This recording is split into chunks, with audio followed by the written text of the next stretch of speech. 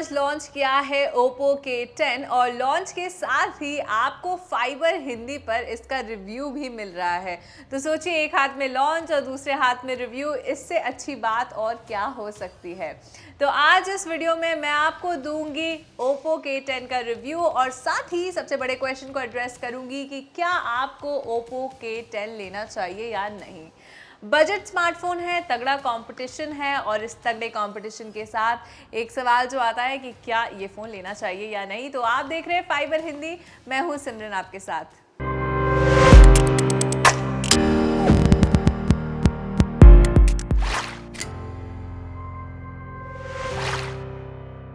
तो किसी भी फ़ोन की रिव्यू उसकी स्पेसिफिकेशंस को बिना जाने इनकम्प्लीट है। तो चलिए सबसे पहले Oppo K10 के स्पेसिफिकेशंस को समझ लेते हैं। Oppo K10 में आपको मिलता है 6.5 इंच का LCD डिस्प्ले, जहां आपको 90 हर्ट्ज की रिफ्रेश रेट मिलती है। Qualcomm Snapdragon 680 का प्रोसेसर दिया गया है और यहाँ पर आपको 6 GB रैम और 128 GB का स्टोरेज मिलता है।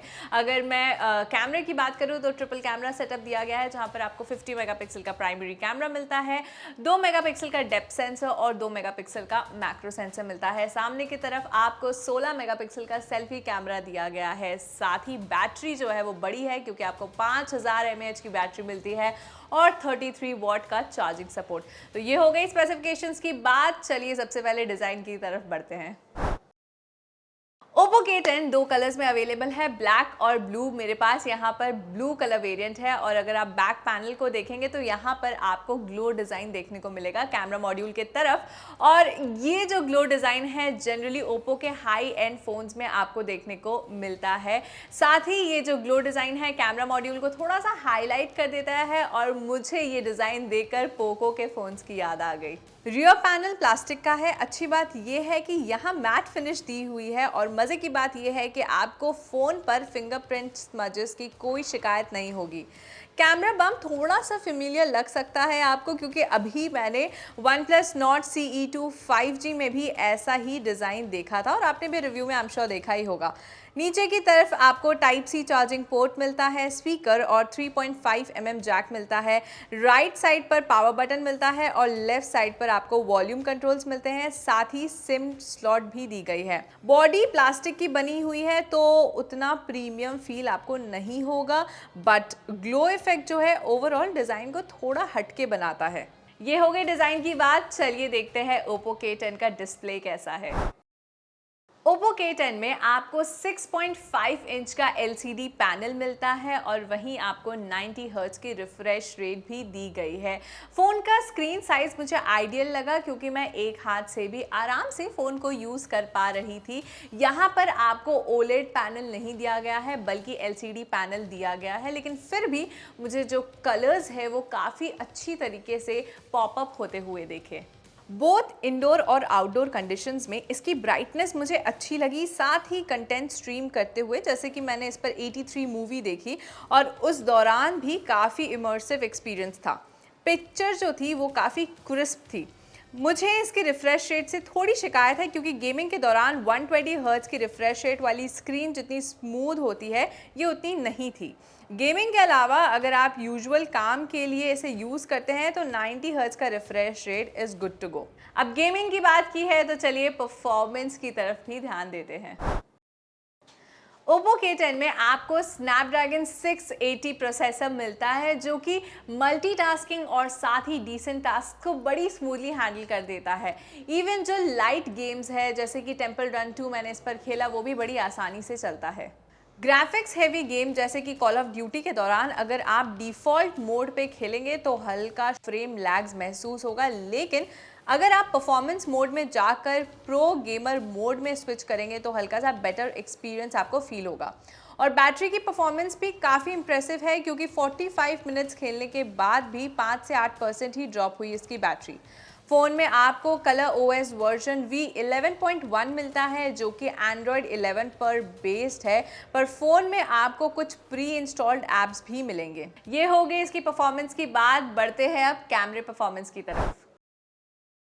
Oppo K10 के कैमरा स्पेसिफिकेशंस के बारे में मैंने आपको स्टार्टिंग में ही बता दिया था और इसकी परफॉर्मेंस को लेकर मेरी जो फीलिंग्स है वो मिक्स्ड है, क्योंकि डे लाइट में पिक्चर्स काफ़ी अच्छे क्लिक होते हैं, शॉट्स काफ़ी क्लियर रहते हैं, कलर आपको हल्का सा बूस्ट लग सकता है, बट लो लाइट कंडीशंस में मामला थोड़ा सा गड़बड़ हो जाता है।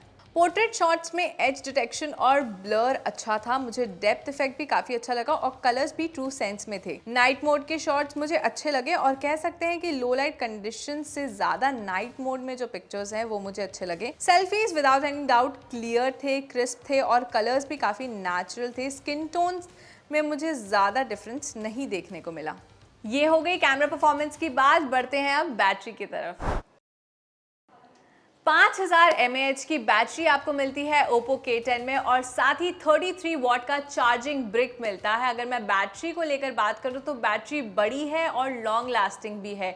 मैंने इसे एक दिन से ज़्यादा यूज़ किया, जहां पर मैंने हैवी गेम्स खेले, मल्टीटास्किंग किया और साथ ही कुछ डिसेंट ब्राउजिंग भी की और एक दिन से ज़्यादा इसकी बैटरी चली। अगर आप गेम लविंग पर्सन नहीं है या आप ज़्यादा गेम्स नहीं खेलते तो ये बैटरी जो है आराम से एक दिन से ज़्यादा चल सकती है, यानी कि दूसरे दिन का भी आपका आधा काम ये फ़ोन आराम से हैंडल कर लेगा बिना चार्ज में प्लग इन किए। अगर मैं चार्जिंग की बात करूं तो मैंने देखा है कि लगभग फुल चार्ज होने में से 45 मिनट्स लग जाते हैं, जो इतना फास्ट तो नहीं है बट उतना स्लो भी नहीं है। तो बैटरी की बात हो गई, अब बढ़ते हैं फाइनल वर्डिक्ट की तरफ कि फाइनल वर्डिक्ट आखिर क्या है और कितना रेट करती हूँ मैं Oppo K10 को।